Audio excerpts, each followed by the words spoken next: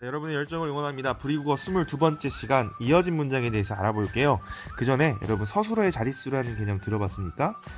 우리 필수 성분이라고 하는 지난 시간에 문장 성분 공부하면서 선생님과 살펴봤던 그 개념과 관련이 있거든요.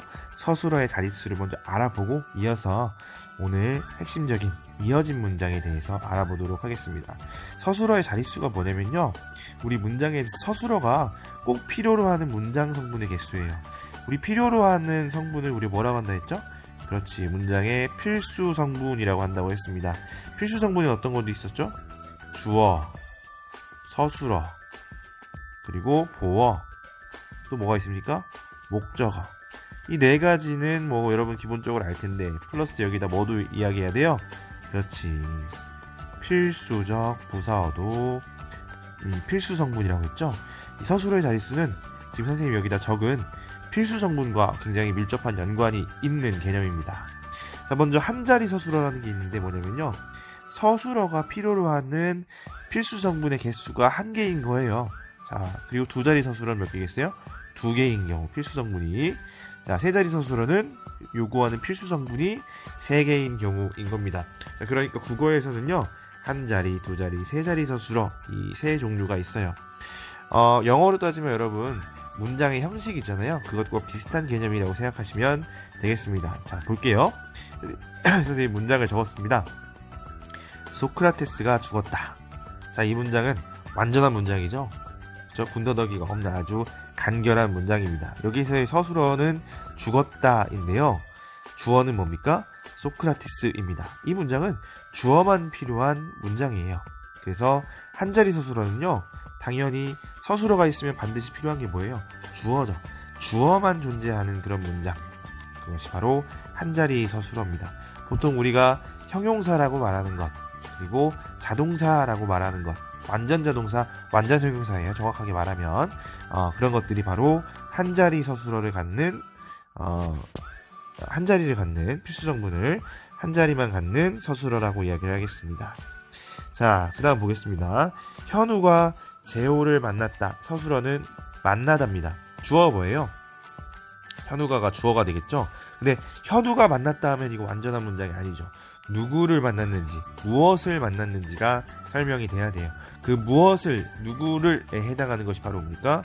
목적어죠, 목적어. 그렇죠? 주어뿐만 아니라 목적어를 갖는, 반드시 필요로 하는 필수 성분으로 요구하는 서술어, 만나다는 겁니다. 그러니까 만나다는 몇 자리 서술어예요?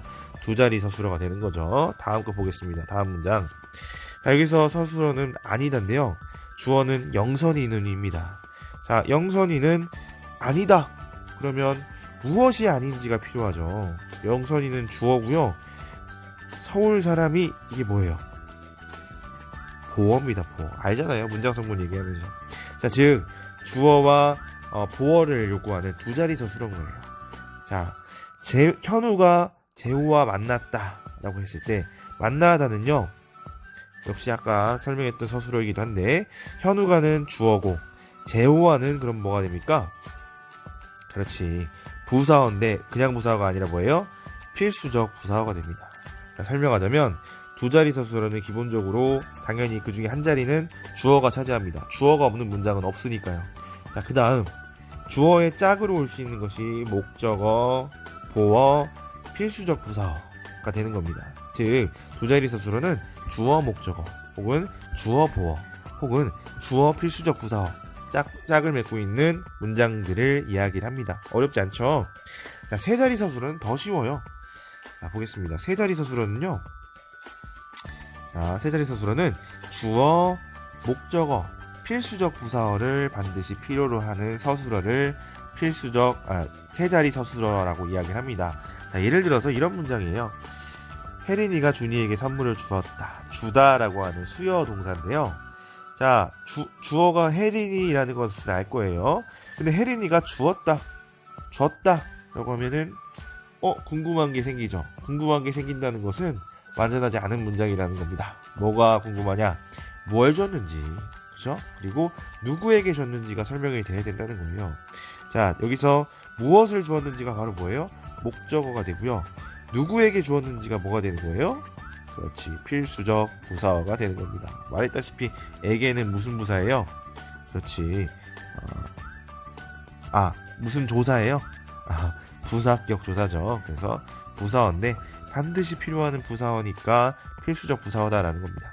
주어, 목적어, 필수적 부사어 이렇게 세 개의 필수 성분을 갖는 서술어를 우리는 세 자리 서술어라고 한다. 뒤에서 문제를 풀면서 좀 더 자세히 살펴보죠. 자, 그 다음 이어진 문장에 대해서 알아볼 건데요. 문장이라고 하는 것은 기본적으로 주어 서술어를 가져야 됩니다. 그런데 자, 이 문장을요 우리가 혼문장과 견문장으로 구분하기도 하는데요. 자, 보겠습니다. 혼문장은 이런 거예요. 병수는 한국인이다. 주어 병수는 주어 하나에 서술어 한국인이다 하나가 붙는 것을 우리는 혼문장이라고 이야기를 해요. 반면에 견문장은요 겹친다는 것인데 뭐냐면 주어 서술어가 둘 이상 나타나는 것을 우리가 견문장이라고 이야기를 해요. 실제로 우리가 언어 생활할 때 혼문장보다는 견문장을 훨씬 많이 사용합니다. 선생님이 지금 사용하고 있는 문장 대부분이 다 견문장이에요. 자, 그리고 이 견문장에는 종류가 있습니다. 뭐냐면 이어진 문장과 안긴 문장인데 보도록 하겠습니다. 자, 이어진 문장은요 연결어미라고 하는 어미에 의해서 이어져요. 자, 그리고 이어진 문장의 종류에는요 대등하게 이어진 문장과 종속적으로 이어진 문장이 있습니다. 뒤에서 살펴볼 거니까 간단하게 그냥 넘어갈게요. 자, 반면에 자, 안긴 문장은요. 자, 이런 겁니다. 예를 통해서 볼게요. 우리는 비가 와서 학교에 안 갔다. 자, 이 문장 볼 때 서술어 뭡니까? 그렇지. 안 갔다예요. 그럼 안 간 거의 주체가 누구예요? 우리가 안 간 거지. 자, 그런데 보면 알겠지만 이 안에 서술어처럼 느껴지는 게 하나 더 있어요. 뭐예요? 오다잖아. 오다. 비가 오다. 자, 온 게 뭐예요? 비잖아요. 그죠? 자, 그러니까 전체 문장 우리는 비가 와서 학교에 안 갔다. 이 안에 비가 와서라고 하는 문장이 또 하나 안겨 있는 거예요. 그죠? 그걸 우리는 안긴 문장이라고 하고, 그러면 바깥을 둘러싸고 있는 이 비가 와서라고 하는 문장을 안고 있는 이 문장을 우리는 아는 문장이라고 부르는 겁니다. 그리고 좀 더 자세히 살펴보도록 하죠. 이제 아까 얘기했던 이어진 문장 두 가지 종류에 대해서 좀 자세히 살펴보도록 하겠습니다. 대등하게 이어진 문장과 종속적으로 이어진 문장인데요. 대등하게 이어진 문장은 말 그대로 앞의 문장, 뒷문장이 의미관계가 대등한 문장을 말해요. 반면에 종속적으로 이어진 문장은 앞문장이 뒷문장에 종속적인 의미를 갖는 거예요. 원인, 의도, 조건 같은 그런 어떤 종속되는 의미를 갖게 됩니다. 백문의 일연일견 그 예를 통해서 보도록 하겠습니다. 인생은 짧다. 이것은 견문장이 아니라 혼문장이죠. 그죠? 주어 서술어 하나씩이니까요. 자, 예술은 길다. 이것 또한 혼문장입니다. 그런데 이것을 우리가 견문장으로 이어놓을 수 있겠죠. 자, 어떻게 이을 수 있어요? 인생은 짧고 예술은 길다. 이렇게 이어놓을 수 있어요. 자, 앞절과 뒷절을 대등한 관계로 이어놓은 겁니다. 그쵸? 자, 그리고 이 고가 바로 뭐냐면요, 이 앞절과 뒷절을 연결시켜주는 어미예요. 이 짧다의 짤, 이거 어간이잖아요. 뒤에 붙은 고는 뭐겠어요? 어미죠, 어미. 그쵸? 이 어미를 우리가 뭐라고 부른다?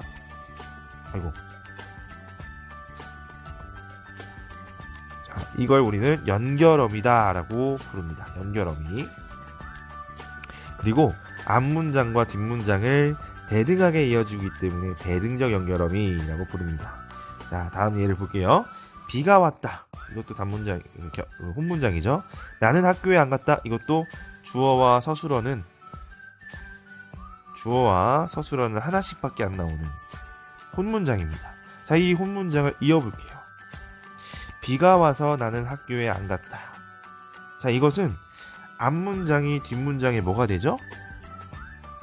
원인이 돼요. 뒷문장은 그거에 따른 결과가 되고요. 즉 원인, 뭐가 더 중요해요? 결과가 더 중요하지. 그래서 앞절이 뒷절의 종속적인 문장이 되는 것이고요. 그렇다면 이 선은 뭐가 될까요? 역시 연결어미인데 종속적으로 이어주고 있기 때문에 이 녀석을 우리는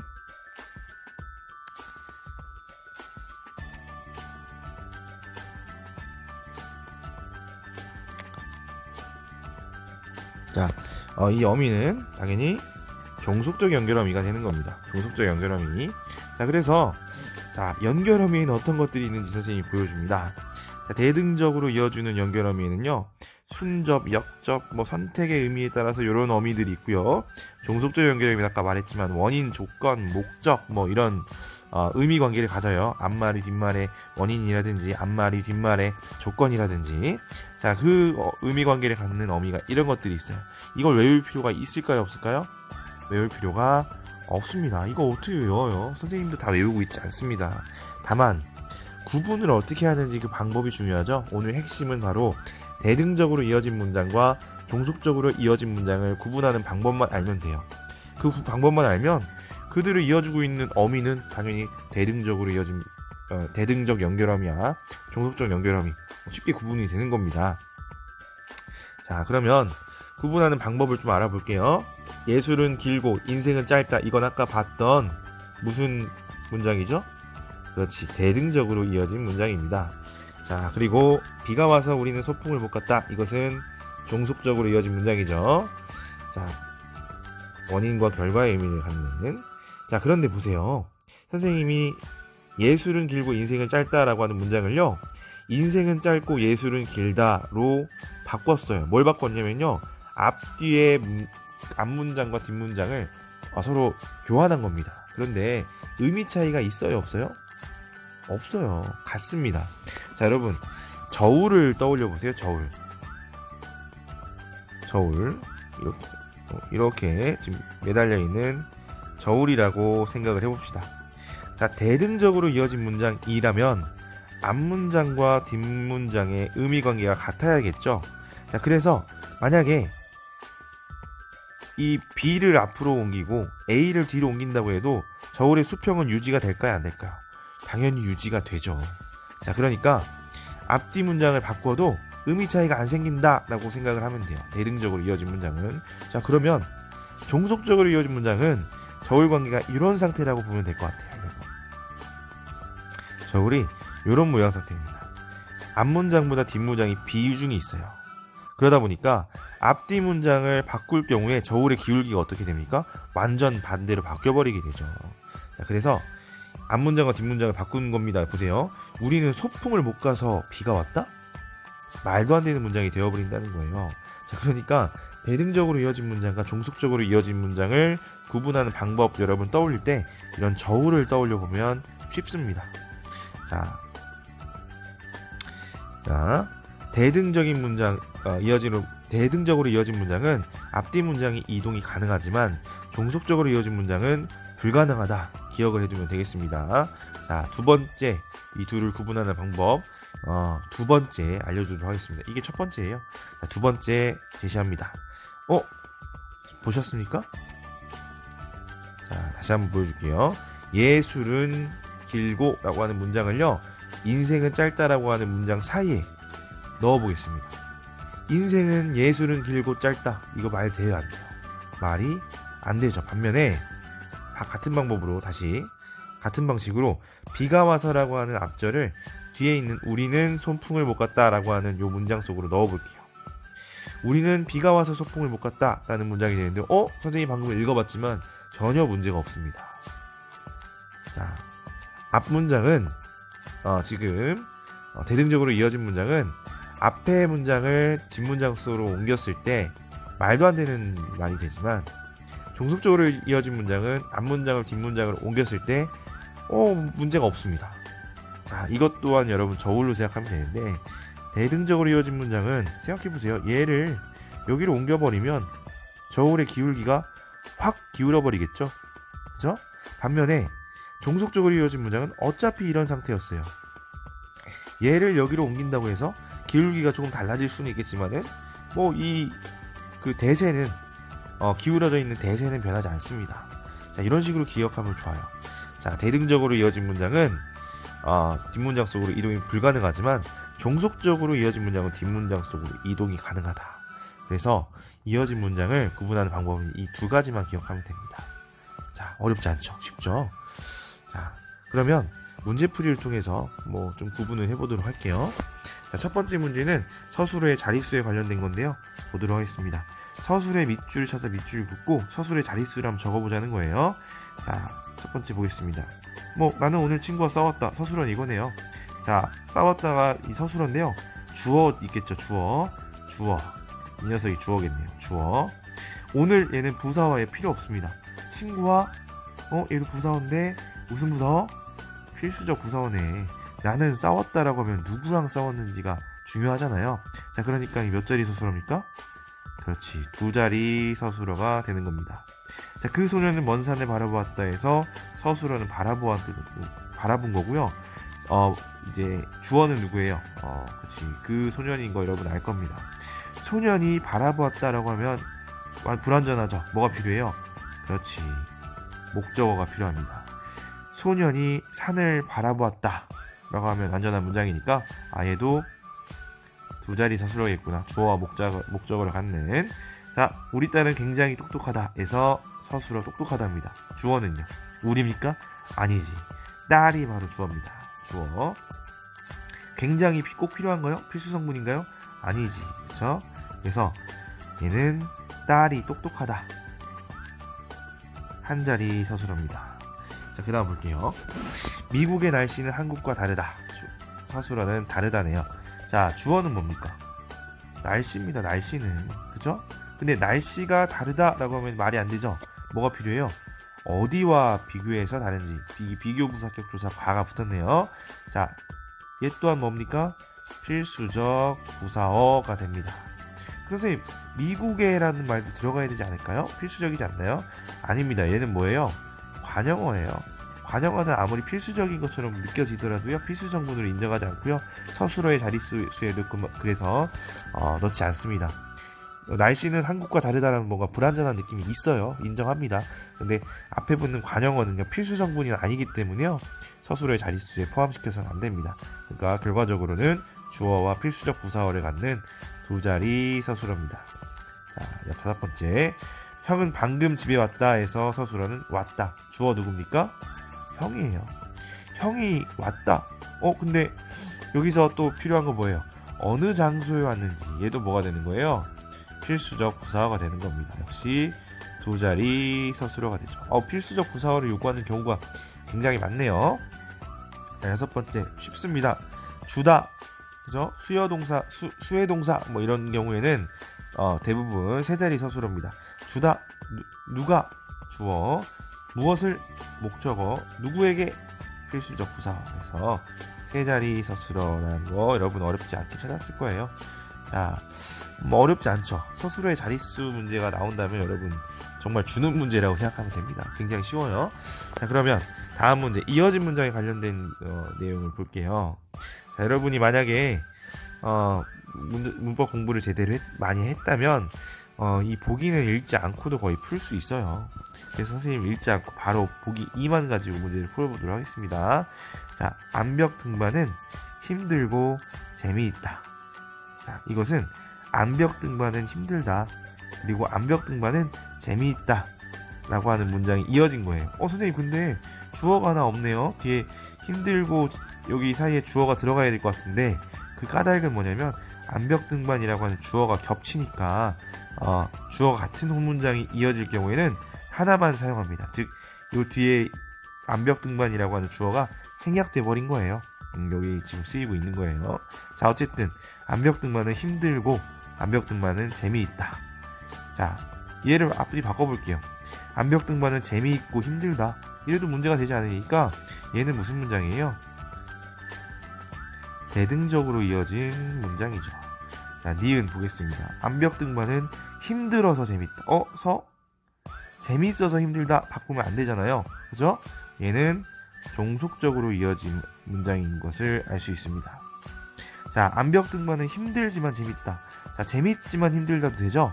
그러면 얘도 대등적으로 이어진 문장이라는 걸 알 수 있죠. 자, 문제 풀어보겠습니다.